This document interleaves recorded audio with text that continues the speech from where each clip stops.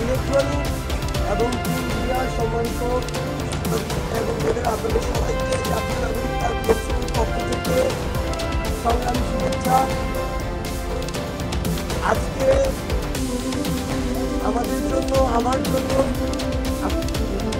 আমি জাতীয় নাগরিক পার্টি এনসিপির কাছে আমার যে মনোনয়ন যে আবেদনপত্র সেই আবেদনপত্রটি সংগ্রহ করেছি। আমার জন্মভূমি যেখানে আমার নারী প্রথা হচ্ছে, যেখানে আমার শৈশব কৈশোরে